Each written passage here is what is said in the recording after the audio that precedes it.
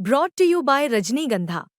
यूं ही नहीं ताज ताज बन जाता है, शिल्पकारों का हुनर और चुनिंदा संगमरमर ताज को नायाब बनाते हैं।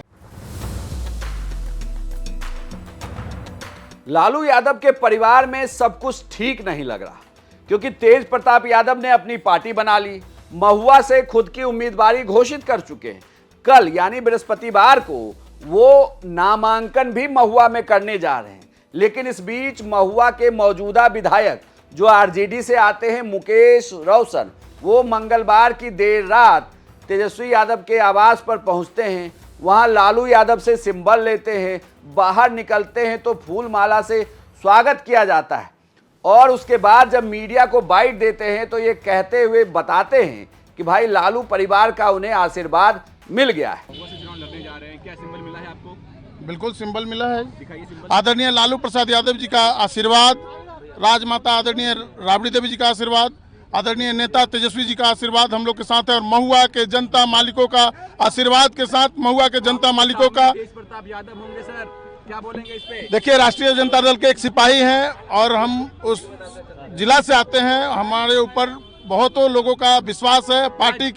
पार्टी के विचारधारा को मजबूत करने का काम करेंगे सर आप? बिल्कुल, पिछले बार से अधिक मतों से हम लोग जीत के आएंगे, दुगना मत। मुकेश रोशन भले ये कह रहे हो, लेकिन समझिए कि लालू परिवार के लिए ये कितनी मुश्किल बात है। लालू यादव के बड़े बेटे तेज प्रताप अब अपनी पार्टी बनाकर महुआ से चुनावी मैदान में उतरेंगे और उनके सामने उनके पिता की पार्टी आरजेडी ने अपना उम्मीदवार मुकेश रोशन को बनाया है। मुकेश रोशन पिछली बार महुआ से चुनाव जीते थे और अब जब उनके सामने लालू यादव के बेटे तेज प्रताप होंगे तो ये भी देखना दिलचस्प होगा कि उस सीट पर तेजस्वी यादव चुनाव प्रचार करने के लिए जाते हैं या नहीं, या लालू परिवार के दूसरे लोग वहां जाते हैं या नहीं। लेकिन आरजेडी ने मुकेश रोशन को टिकट देकर यह मैसेज तो साफ साफ दे दिया कि आरजेडी अपनी सीटों पर उम्मीदवार को उतारेगी, भले ही उसके खिलाफ उनका बेटा ही क्यों ना हो। लेकिन ये मामला दिलचस्प हो चला है और महुआ पर सबकी नजर होगी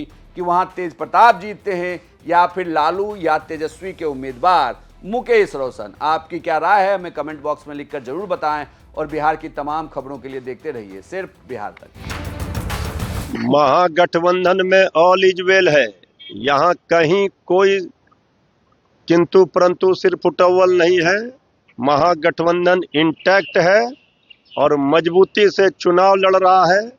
अपार जन समर्थन है, जनता का आशीर्वाद है कि तेजस्वी सरकार, महागठबंधन की सरकार बिहार में बनने जा रही है। ये एनडीए सरकार की विदाई है, एनडीए की नैया डगमगा गई है। अब तो आदरणीय उपेंद्र कुशवाहा जी ने कहा है नथिंग इज वेल, कहीं कुछ ठीक नहीं है। एनडीए में सिर्फ फुटअव्वल घमासान है। आदरणीय मांझी जी भी आक्रोशित हैं, आदरणीय नीतीश कुमार जी नाराज हैं, बीजेपी के नेता द्वारे द्वारे घूम रहे हैं। इससे क्या होना है? जनता ने मन बना लिया है, तेजस्वी सरकार लाना है, नौकरी की भरमार घर घर में करना है।